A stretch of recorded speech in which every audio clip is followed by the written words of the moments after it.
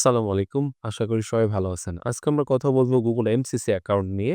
MCC অ্যাকাউন্টটা কি? MCC বলতে বোঝানো হয় মাই ক্লায়েন্ট সেন্টার। তো এইখানে কি করতে পারবো? এইখানে আমরা অনেকগুলা ক্লায়েন্টের অ্যাকাউন্ট একসাথে অ্যাক্সেস বা ম্যানেজ করতে পারবো। অথবা এটাকে বলা হয় Google ম্যানেজার অ্যাকাউন্ট। এটার মূলত কাজই হচ্ছে অ্যাক্সেস এবং ম্যানেজ করা। কাদের? আমরা তো জানি যে Google অ্যাডস অ্যাকাউন্ট দিয়ে আমরা যেকোনো অ্যাডভার্টাইজিং করতে পারি। হ্যাঁ, করতে পারেন। তবে এই এমসিসি অ্যাকাউন্টটা ইউজ করে যারা বড়, বড় প্রতিষ্ঠান আছে, যাদের অনেকগুলো অ্যাকাউন্ট একই সাথে ম্যানেজ করতে হয় বা যারা এজেন্সি আছে। সাপোজ আমার একটা এজেন্সি আছে, ডিজিটাল মার্কেটিং এজেন্সি।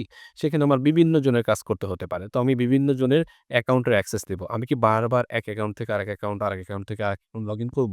এটা আমার জন্য কষ্টসাধ্য বা ভেজাল।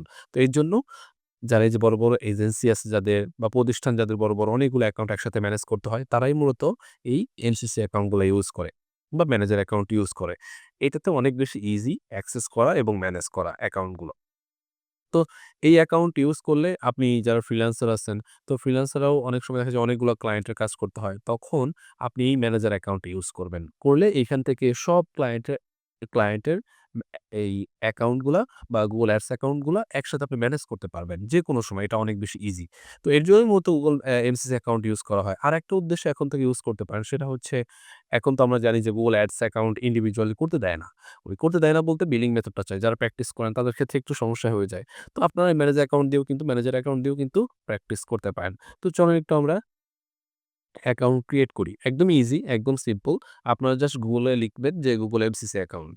Google MCC অ্যাকাউন্ট লিখে সার্চ করলে এখানে চলে আসবে যে ১ম টায় গেলেই হবে। আচ্ছা, তো আমরা এখান থেকে গো টু ম্যানেজার অ্যাকাউন্টে যাব।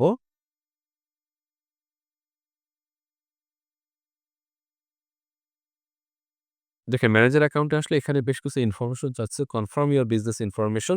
তো এইখানে আপনি আপনার প্রতিষ্ঠানের নাম লিখবেন বা এজেন্সির নাম লিখবেন। আচ্ছা, তো আমি এখানে প্রতিষ্ঠানের নাম কি দিতে পারি? সাপোজ আমার নামই হচ্ছে প্রতিষ্ঠান বা ব্র্যান্ড আতিকুর আমি। আচ্ছা, এখানে দেখেন primary use for the account manage others people account যদি আপনি ওই অন্যের কাজ করেন, সাপোজ ক্লায়েন্টের জন্য করেন বা অন্যান্য ইত্যাদি, ইত্যাদি। তখন আপনি ম্যানেজ আদার্স অ্যাকাউন্ট বিশেষ করে এজেন্সিরা এটা ইউজ করে। আর ম্যানেজ মাই অ্যাকাউন্ট যদি আপনারই মনে হয় যে আমার প্রতিষ্ঠানে অনেক বেশি অ্যাকাউন্ট আছে, তো এগুলোই ফোস্টার করতে হবে আমাকে। সেক্ষেত্রে আপনি ম্যানেজ মাই অ্যাকাউন্টটা ইউজ করতে পারেন। ওকে, যেহেতু আমি আমারগুলাই করব আপাতত। আমার ক্লায়েন্টের জন্য আলাদা আছে। এর জন্য আর করতেছি না নতুন করে ক্লায়েন্টদের জন্য। তো আমারগুলার জন্যই করছি এখন। এখন বিলিং কান্ট্রি। বিলিং কান্ট্রি বলতে কি বোঝায়? যে আপনি যে পেমেন্ট মেথডটা দিবেন, এটা কোন কান্ট্রি থেকে হবে? এটা আমি বলছি বাংলাদেশ থেকে হবে। যদি বায়ারের ক্ষেত্রে করেন এগুলা, সেক্ষেত্রে বায়ারের যে বিলিং কান্ট্রিটা আছে সেটা দিবেন আরকি। তো বাংলাদেশের টাইম জোন ঠিক আছে। এখানে কিন্তু টাইম জোনটা অনেক বেশি ইম্পোর্টেন্ট। অনেক বেশি ইম্পোর্টেন্ট টাইম জোনটা খেয়াল রাখবেন। কারেন্সি। তো আমার যে ওয়েবসাইট গুলো আছে সবগুলোই হচ্ছে বিডিটি। তো আমি এখান থেকে বিডিটি দিতে পারি। আর যদি ইউএসডি হয় ইউএসডি রাখতে পারি। আপাতত ইউএসডি রাখছি, বিডিটি না দিলেও সমস্যা নেই। আচ্ছা, এখন আই এম নট রোবট এটা তো দিতেই হবে জানেন। আচ্ছা, এইখানে একটা জিনিস বলছে যে, আই এম নট কি বলছে? "You have reached your limit for creation of manager account." তো ম্যানেজার অ্যাকাউন্ট একটা Gmail থেকে একটাই করা যায়। তো এর জন্য আমাকে আর দিচ্ছে না, আমার অলরেডি একটা আছে। আপনি যদি জাস্ট সাবমিট এ ক্লিক করেন আপনার হয়ে যাবে। তো আমরা একটু অন্য অ্যাকাউন্ট দিয়ে দেখার ট্রাই করি। অন্য একটা অ্যাকাউন্ট দিয়ে দেখার ট্রাই করি। দেখেন এইখানে যদি বলি Google MCC অ্যাকাউন্ট, এটাতে যাই, গো টু ম্যানেজার অ্যাকাউন্ট। তো এইখানে আমি নাম দিলাম।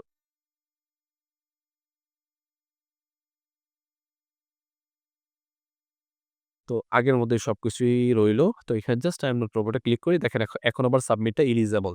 এর আগে কিন্তু আমার এই অ্যাকাউন্টের এই Gmail এর সাবমিটটা এলিজিবল ছিল না। কারণ কি?